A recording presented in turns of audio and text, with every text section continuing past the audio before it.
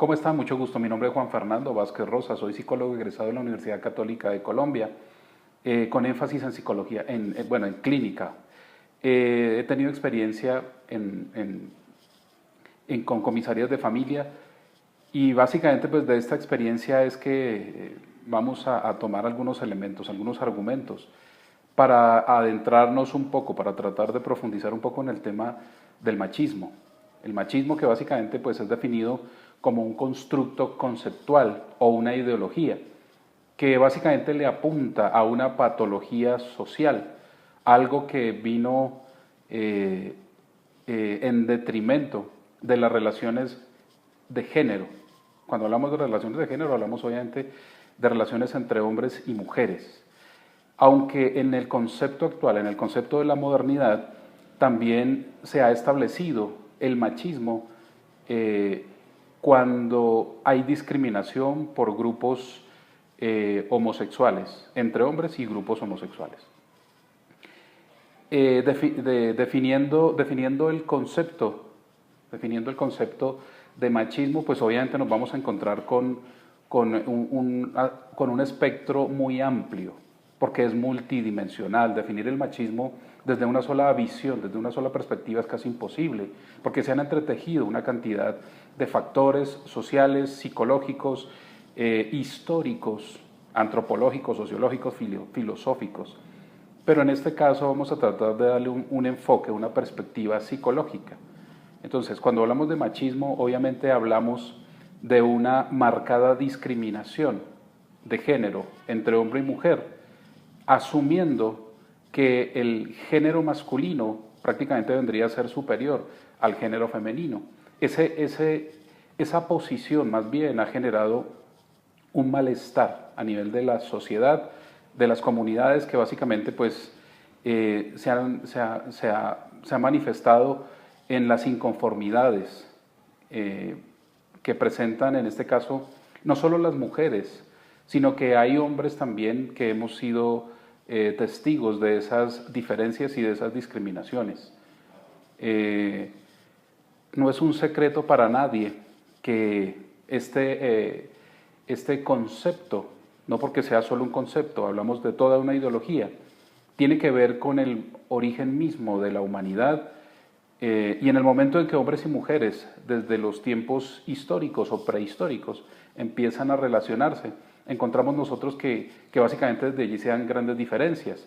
Cuando hablamos de prehistoria, pues lo primero que se nos viene a la mente es la imagen del cavernícola arrastrando de los cabellos a la mujer.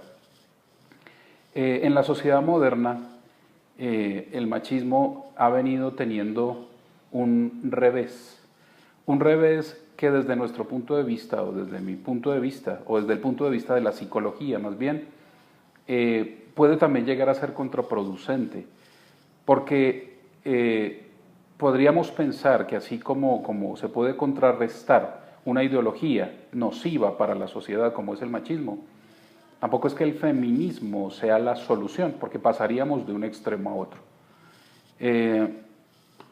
Todos los componentes, todos los elementos que conforman ese macroconcepto del machismo, básicamente se están revisando, pero igual no se puede llegar a establecer en un solo análisis, porque realmente que es muy complejo, es muy vasto el análisis que habría que hacerle al machismo por las múltiples fuentes de las que habría que nutrirse para tratar de establecer si es posible, y a eso es lo que le apuntan también todos los movimientos activistas, a que haya una igualdad. Visto desde la psicología, nosotros debemos entender algo, en que hombres y mujeres definitivamente no somos iguales, aunque quisiéramos y aunque haya algunos ámbitos en los que hay una igualdad. Por ejemplo, en la igualdad de derechos, hombres y mujeres tendríamos los mismos derechos, pero ya en términos y aspectos netamente psicológicos, hombres y mujeres definitivamente somos bien diferentes. En el sentido en que pongámoslo en un ambiente de lo cotidiano, en una relación de pareja. Las diferencias psicológicas y expongámoslo de esta forma. Bueno, hablábamos de un ejemplo en cuanto a una necesidad que compartimos tanto hombres como mujeres. Vamos a tratar como de establecer a través de este ejemplo que se deriva de lo psicológico de hombres y mujeres. Cuando hablamos nosotros de las necesidades humanas, y específicamente hablamos de una necesidad básica que es la de protección, nosotros debemos entender lo siguiente, y ahí es donde debemos entender que somos hombres, que hombres y mujeres definitivamente somos diferentes. En la necesidad de protección hay dos énfasis. La mujer tiene una necesidad de protección con énfasis en ser protegida. O sea, la mujer siempre va a buscar la protección. ¿Y la protección de quién? Pues del varón. Ahora, teniendo en cuenta las condiciones modernas, en términos del homosexualismo, nosotros vamos a encontrar y a entender que estas necesidades prácticamente vienen a ser creadas no naturalmente. Pero volvamos a lo que es natural. Hablábamos de que la mujer tiene una necesidad de protección con énfasis en ser protegida.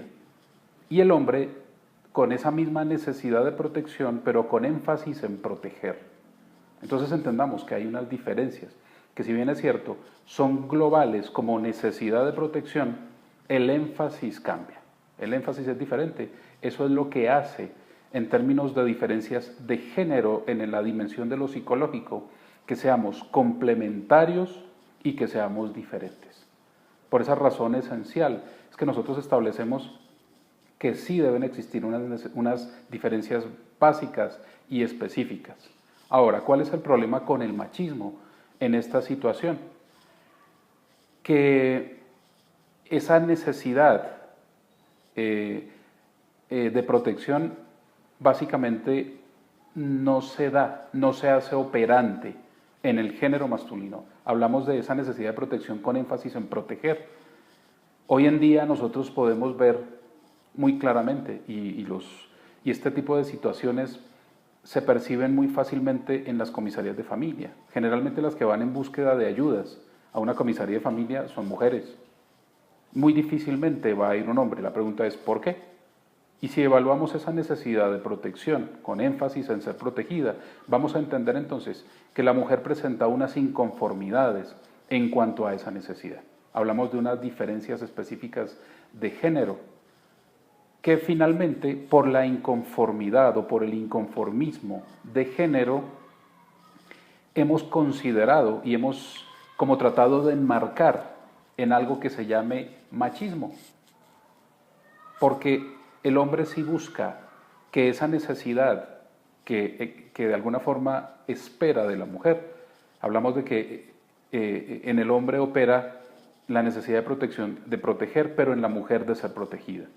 Entonces, mientras que el varón sí espera ser protegido, espera ser atendido, espera que le sirvan la comida cuando llegue, espera todo ese tipo de cosas que se supone son una demanda de atenciones de parte de la mujer, él no está cumpliendo con su parte, ¿cierto? Entonces, entendemos que hay un desbalance. Cuando se califica estas actitudes, porque aquí tenemos que hablar de que el machismo básicamente son actitudes, en todos sus componentes, en un componente cognitivo, en un componente emocional o afectivo y en un componente conductual. Entonces, entendámoslo así, el machismo es un conjunto de actitudes que obviamente pues no son nada halagüeñas. El machismo, como decíamos, pasa a ser entonces una patología de la sociedad, no solo moderna, de siempre. Solo que ahora ha tratado de encontrarse un equilibrio a través de sistemas legislativos, a través de movimientos activistas, a través de todas esas cosas. Pero lo que hay en el fondo de todo esto es que existe un inconformismo de género de parte de las mujeres. Las mujeres, pues obviamente en su necesidad de protección y de ser protegidas, en su énfasis, buscan que exista un equilibrio. En todos los tiempos o más bien todos los tiempos, ha traído una dinámica bien distinta.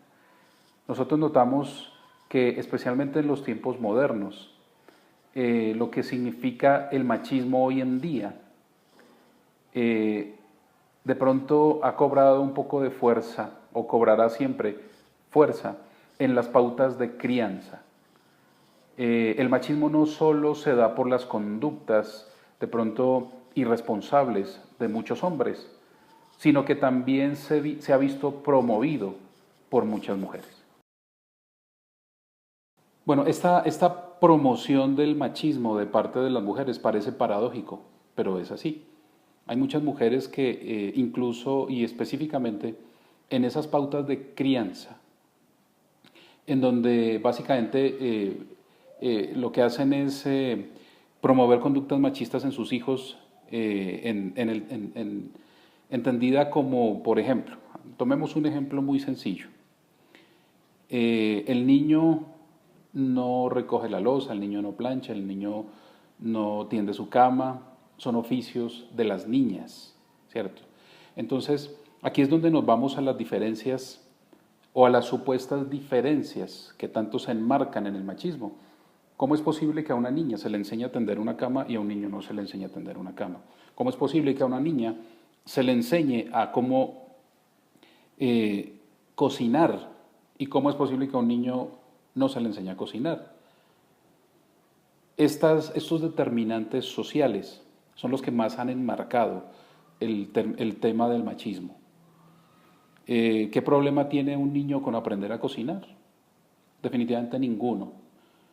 En vista de que todas las sociedades en los diferentes tiempos necesitan brindarse unas garantías de supervivencia, ¿cierto? Entendidas estas, y si lo vemos en los tiempos prehistóricos, entendíamos que quien iba de caza era el varón, entendiendo que el varón tiene más fuerza muscular y otorgándose todos los oficios o los roles al cuidado de los niños a la mujer. Notemos estas formas primarias de machismo. Lo que pasa es que aquí ya se da una discusión diferente, porque si hablamos de unos roles, aquí habría que preguntarse, entonces los niños no requieren de unos cuidados.